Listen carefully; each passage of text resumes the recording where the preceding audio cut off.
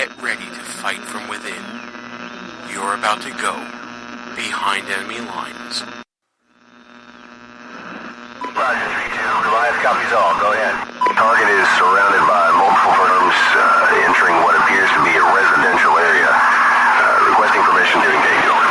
From the People's Republic of New York City, you're now going behind enemy lines with Gene Baradelli and Russ Gallo.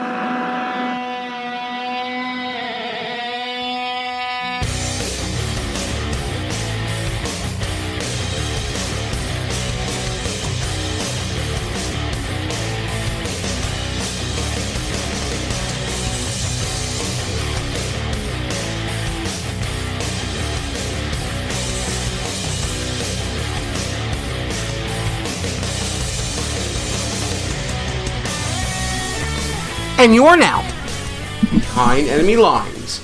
Hey there, how you doing, America? Gene Baradelli here with you, joined by my co-host Russ Gallo. Russ, how you doing, my brother? What's going down, you racist white guy?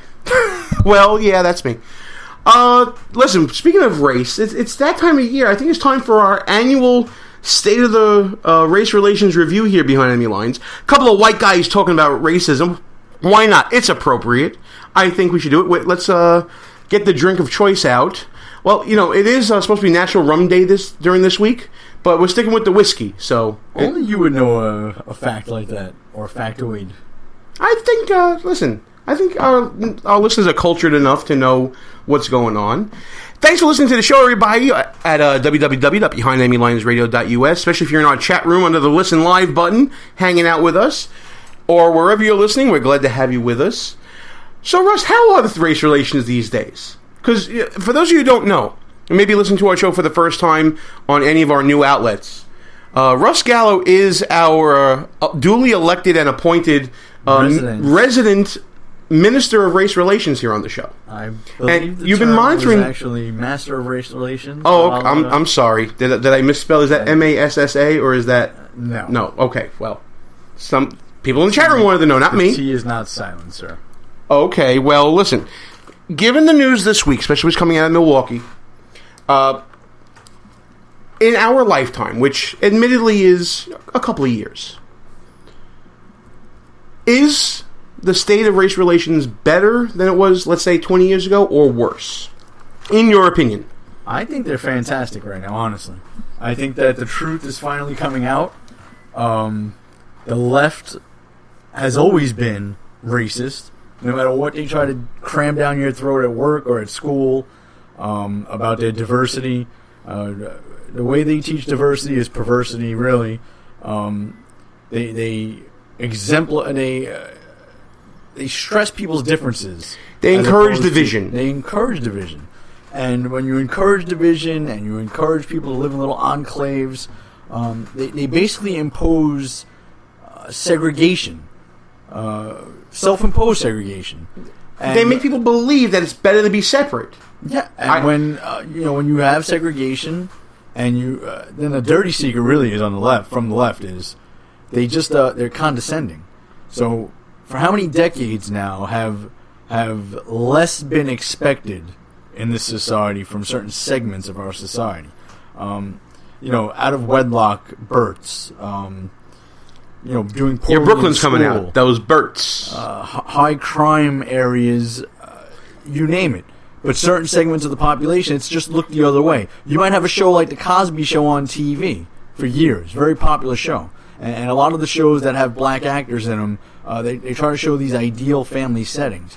But that's not the truth. And everybody knows it. And when you look at a place like Milwaukee or Ferguson or any number of places over the past few years that erupted in riots, what you actually see is a breakdown of the traditional family. And, this is what Burgess Owens, who our guest on the show is going to be coming on later, talks about. It is this idea that started to happen in the 1960s, 1970s, that when Democrats started to really try to court the black vote, that government needs to take care of everybody. You need to create a dependency on government, and that particularly the black community has been, quote unquote, according to Burgess, programmed to vote a certain way, act a certain way, and in exchange, the left kind of excuses bad behavior to keep them on the hook almost. And the facts are there; they're undeniable. I mean, if you look at the rate that blacks vote for the Democratic Party, you're looking at 80% and upwards. If you look at the rates of like the Barack Obama approval ratings and the black voter turnout for Barack Obama, now you're up into the 90 percentile. That's insanity. When you vote for someone strictly based on race, there is no other explanation for it at all. None. Then what does that show you? That's why I said that the race relations in this country are actually right where they need to be. The truth is finally coming out. Which segment of the population is more racist today? The proof's in the pudding. You have rioters in Milwaukee and in, like I mentioned, these cities before that, just roaming the streets on videotape. You could Google these videos, looking for white people to beat down. That's disgraceful. That's America in 2016 under Barack Obama and the Democratic Party. And you can't talk about this topic without talking about BLM, without talking about the Black Lives Matter movement. That in and of itself is just a racist term. I mean, think about it. Black Lives Matter. Well, no, duh, Black Lives Matter. Well, why do they get angry when people say, well, all lives matter? Because that's racist to them. That's insanity. That is insanity. Well, let me just say this. I think reasonable people, no matter what race you are, can say that there needs to be equal justice on the streets. Can you agree with that? And by the way, what I mean by equal justice is there should be no such thing as a hate crime, because we all deserve equal justice in the law. We all deserve to have maximum enforcement of the law, and we all deserve to have people who break the law get the maximum penalty regardless of whatever your race, ethnicity, sexual orientation is. I think there should be a maximum for everybody. I think we all deserve equal protection under the law. But here's the flip side. There's an idea, and maybe it goes back to affirmative action, that you don't have to have equal responsibility under the law because you're starting out further back than someone else would be. This is where I get into arguments with people. I believe 2016 we have equal opportunity in a lot more regards than we had 10 years ago, and even more so 20 and 30 years ago. And I think by saying that I am set backwards because of history, because of prior suppression of prior generations, to me it's like saying I should get a head start because my family came from Italy 2 generations ago and we're still trying to catch up with the American dream. It just doesn't happen that way. I don't see it now. And maybe I should check my privilege. I'm not disagreeing with you, but even put that aside for a second. So who cares if we're not starting off at the same starting line? I mean, life is unfair. I'm white, and I didn't start off the same place other white people started off. Asians are good at math. Oh, yeah, that's a racist thing to say, right? No, look it up. They're just good at math.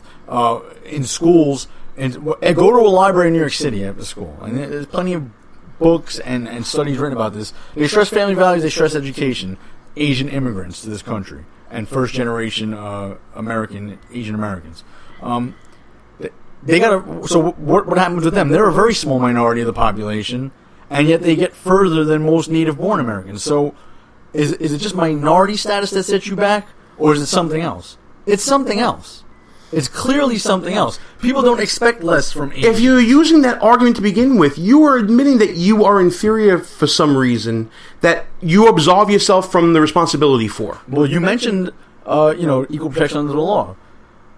The term hate crime is totally unconstitutional to begin with. You know what I absolutely hate right now? I'm going to let you finish your point. You know what I absolutely hate right now?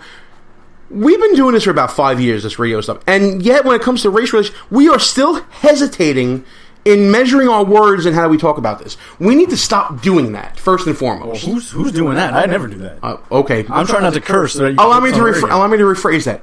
I have been hesitating in trying to measure my words in talking about this issue, and I guess I'm getting to the point where I'm like, when do we stop apologizing for the wrongs of our grandparents and our great-grandparents, for those of us who were in the country? My grandparents weren't even here. When do we stop apologizing and we start looking at ourselves and saying, what can we do to better everyone? That's what I want to know. Back to your point. I'm sorry I had to get that out. I don't know what the answer is to that question at all. But when we talk about hate crimes and equal protection under the law and all these things, you have classes of people that are deemed more important than others, which I don't really get. How often do you see when a white person is robbed, beaten, killed by a black person, which actually happens a lot more than the other way around? When is that person ever charged with a hate crime? When does it ever make the news? It's just unbelievable. Well, when it's the other way around, the automatic assumption, the default is it's a hate crime. And that's just ridiculous as well. Just touching on Milwaukee real quick. These people are out there rioting, burning down businesses, chasing white people down, beating them up, chasing reporters, beating them up, over a police shooting of a young black male who disobeyed orders from the police yet again, was actually holding a gun, pointing it at a police officer, and oh yeah, the cop was black too. They're rioting, and they're looking for white people. What does that say about the mindset of those people out there in Milwaukee? Listen, Their do we really need to say it? Racist. Do we really need to say it? Absolutely. You know what? At this point, I think the whole country needs a reset. And unfortunately, this is our problem. We're caught in this vicious cycle. Because the people that are going to do the reset normally are the people who enforce the law, the police. And meanwhile, they're in the firestorm when it comes to race relations right now, because the default position that you've been talking about besides racism is that cops are here to kill minorities. And that's absolutely ridiculous. And honestly, I don't think there's a way to fix it at all anymore at this point. It's probably just best to see people for who they are now.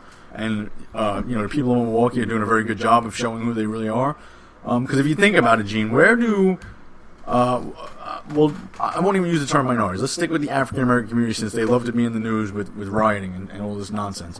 Where do they mostly live? Predominantly, do they live in urban areas, suburban areas? Where do they live?